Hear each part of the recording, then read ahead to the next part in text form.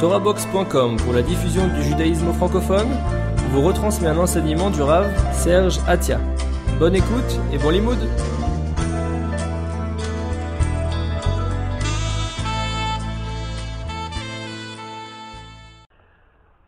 La problématique des gens aujourd'hui, c'est je suis froum ou je suis pas froum.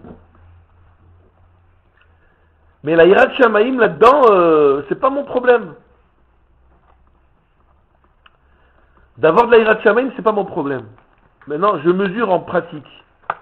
Et comme j'essaie de vous le dire vendredi, Shabbat matin, bon, à la choule, Rosh Hashanah, on ne parle pas des mitzvot, une fois pour toutes. Sinon on fait tchouva. Donc, la question de la hirat shamaïm, c'est vraiment la question de Rosh Hashanah. C'est pour ça que profondément on change. Et c'est pour ça qu'on commence par Amelech HaKadosh, Amelech HaMishpat, Amelech. Le Melech par rapport, on dit Avinu Malkenu. Le Melech, c'est celui qu'on craint. Le Père, c'est celui qu'on aime. Baruch Ata Adonai. Eloheinu Melech HaOlam. Shakon Yamizaro.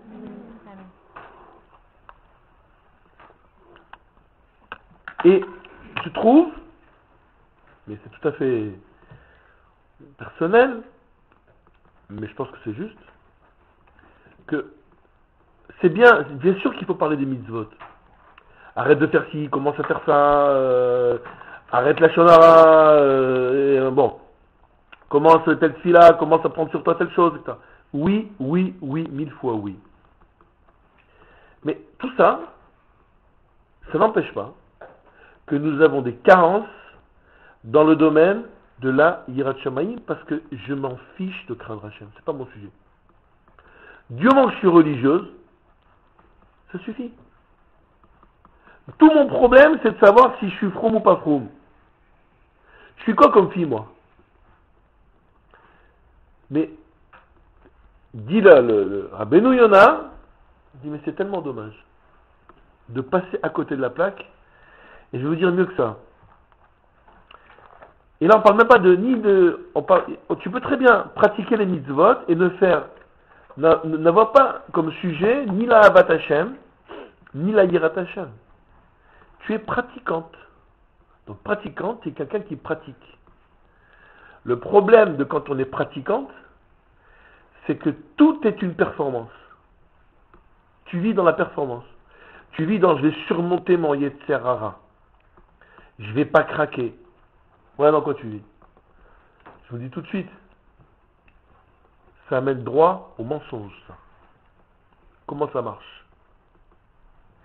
Quand on n'a pas de hirat shamaïm, quand on n'a pas de Avat Hashem, c'est pas qu'on les a pas. C'est pas mon problème. Mon problème, moi, c'est d'être froum. C'est-à-dire, c'est déjà pas mal. J'aurais pu ne pas être froum. J'aurais pu être en pantalon, fumer Shabbat, je sais pas quoi. Je suis froum. Demain, je me marie, je me coupe les cheveux. Chez moi, la soirée sera séparée. Maman, tu pourras venir manger chez moi, c'est cachir. Bon, d'accord. Ok. Et où est la hirat shamaïm? Je m'en fiche. Pas que je m'en fiche avec effronterie. C'est pas que je la route pas. C'est pas mon problème, parce que le monde me guide dans la performance, dans les résultats. À l'école, on me note. Depuis que je suis petite, on m'a noté à l'école. Combien il y a eu en maths, combien il y a eu en histoire géo, combien il y a eu on a fait l'interro de calcul, les divisions, soustractions, combien il y a eu. Toujours on te mesure, on t'évalue. Or, pour te mesurer et pour t'évaluer, je ne peux utiliser que ce que tu fais. Et donc, dans ce que tu fais, tu as des choses que tu aimes bien faire, des choses que tu n'aimes pas faire. En clair, depuis que tu es né, on veut savoir si tu es une bonne élève ou une mauvaise élève. Tu es une bonne gosse ou une sale gosse? Combien tu vaux? Tu as la moyenne? Tu n'as pas la moyenne? Alors ça a commencé avec le CP, qui t'a à l'aise, et vas-y jusqu'à la fin. Entre-temps, est-ce que tu es une bonne enfant? On va t'évaluer. Tu as la moyenne en tant que fille? Après, quand tu vas te marier, tu as la moyenne en tant qu'épouse? En tant que maman? Voyons voir. Le linge, je coche. La maison, je coche. La cuisine, tu as la moyenne. J'insiste.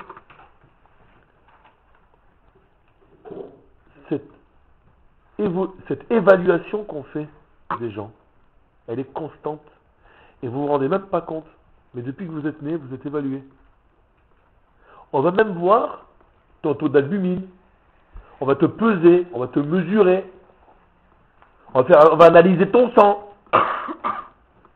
On va analyser ton sérieux dans les devoirs. T'es mesuré, évalué depuis le jour où t'es né. Quand t'es né, t'es mis sur une balance. Tu te rends compte? La première chose qu'on fait de toi, quand tu nais, on se met sur une balance. C'est traumatisant quand même. Et puis après, on mesure 210 ml de lait. On te mesure, on t'évalue. Alors après, où est Léa? Pourquoi Léa, tu te mets moi comme ça? Qu'est-ce que je t'ai fait? T'as peur de la grippe? D'accord. Ben, tu peux mesurer, j'ai pas la grippe, d'accord? Vous avez compris les filles? Et depuis comme ça, c'est comme ça. Alors, t'as la moyenne en santé. Alors, tu tousses, t'as pas la moyenne. T'as de la fièvre, t'as pas la moyenne parce que la moyenne c'est 37. T'as 38, t'as 39, t'as 40, t'as pas la moyenne. Il faut qu'on s'occupe, il faut qu'on te soigne. Même chose. En tant que juif, on te mesure. T'as la moyenne en tant que juif? Voyons voir. Ouais, t'as la moyenne, t'es fou, t'as la moyenne. Voilà. Et depuis que t'es né, c'est comme ça. Depuis que t'es né, c'est comme ça. Tu te rends compte? Après, on te dit, tu sais, après 120 ans, tu vas donner din vers Cheshbon. Ah, où on va mesurer? Cheshbon. Voyons voir. Le Rambam, il se pointe gentiment. 51% de mitzvot, t'es une tzadéket. 51% d'averot, t'es un rachat. Encore, on mesure. On mesure. Il faut que les choses soient quantifiables. Il faut qu'on puisse les peser, les mesurer, les évaluer. Et à la lumière de tout ça, c'est toi qu'on évalue et c'est toi qu'on mesure. Et tu as ce sentiment constant, qui n'est pas mauvais, hein, qui n'est pas mauvais. C'est juste qu'on va te mesurer combien tu vaux. C'est quoi ta valeur? C'est quoi ta valeur? Eh bien, à Rosh Hashanah, on ne te mesure pas, on ne te pèse pas, on ne t'évalue pas. On regarde la Yirat Shamayim.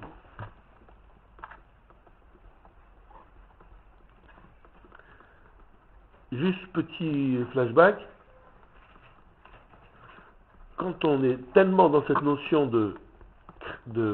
d'évaluation que des fois, donc excusez-moi, donc on est tout le temps dans la performance.